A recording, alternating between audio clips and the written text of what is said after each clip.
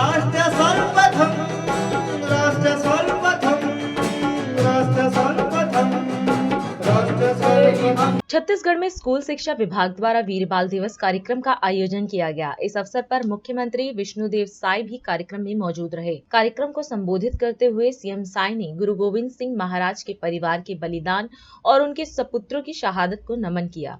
CM Sai ने PM Modi का धन्यवाद दिया कि उनके प्रयास से देश की आजादी में शहादत देने वाले वीरों को देश जान रहा है और वीरों की कुर्बानी को देश सलाम कर रहा है। सीएम ने बताया कि यह उत्सव व्यापक रूप से पूरे देश में मनाया जा रहा है। आज हमारा सौभाग्य है कि वीर बाल दिवस में हम यहाँ पर एक स्कूल में मनाने के लिए एकत्र हुए हैं और आज गुरु गोविंद सिंह के दोनों साहबजादे बाबा जोरावर सिंह और बाबा फतेह सिंह जो मात्र 9 साल और 6 साल के थे। मैं सिख समाज को नमन करता हूँ।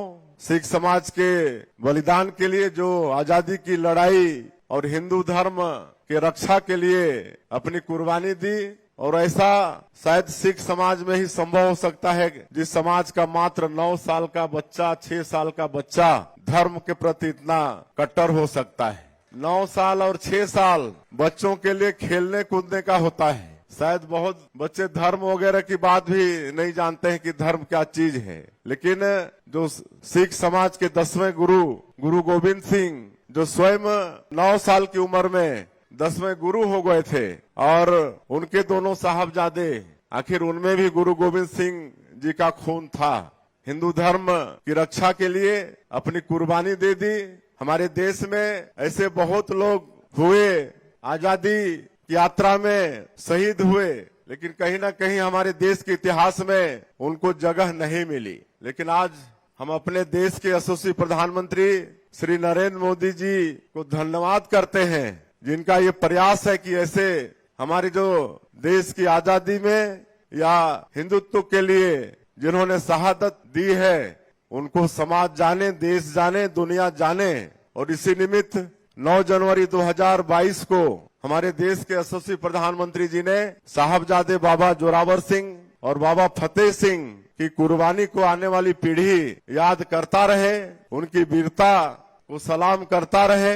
इस निमित्त 26 दिसंबर को वीर बाल दिवस के रूप में घोषित किया और आज ये बताते हुए गौरव हो रहा है कि आज ये उत्सव व्यापक रूप में पूरे देश में मनाया जा रहा है। शासकीय तौर पर भी, सामाजिक तौर पर भी, विभिन्न संगठनों के माध्यम से भी ये वीर बाल दिवस मनाया जा रहा है और निश्चित रूप से हमारे देश में ही, सिख समाज में ही ये हो सकता है कि इतने छोटे बच्चे हिंदुत्व के लिए, देश के लिए कुर्बान हो सकते हैं। और ये वीर बाल दिवस आने वाले पीढ़ियों तक ये सब याद करता रहेगा। और आज मुख्यमंत्री बनने के बाद पहला सिख समाज के बीच में आना हुआ है और आज यहाँ इस माता सुंदरी पब्लिक स्कूल के समारोह में है। और ये जो माता सुंदरी इस विद्यालय का नामकरण हुआ है, ये माता सुंदरी जो दोनों हमारे साहबजादे थे बाबा जोरावर सिंह और बाबा फतेह सिंह, इनकी माता जी का नाम माता सुंदरी था, जिनके नाम से ये विद्यालय का नामकरण हुआ है। और पूरे प्रदेश में सिख समाज के द्वारा संचालित पहला और एकमात्र ये स्कूल है। इस विद्यालय के साथ हमारी बहुत बहुत शुभकामनाएं हैं। उत्तरोत्तर ये विद्यालय विकास करे।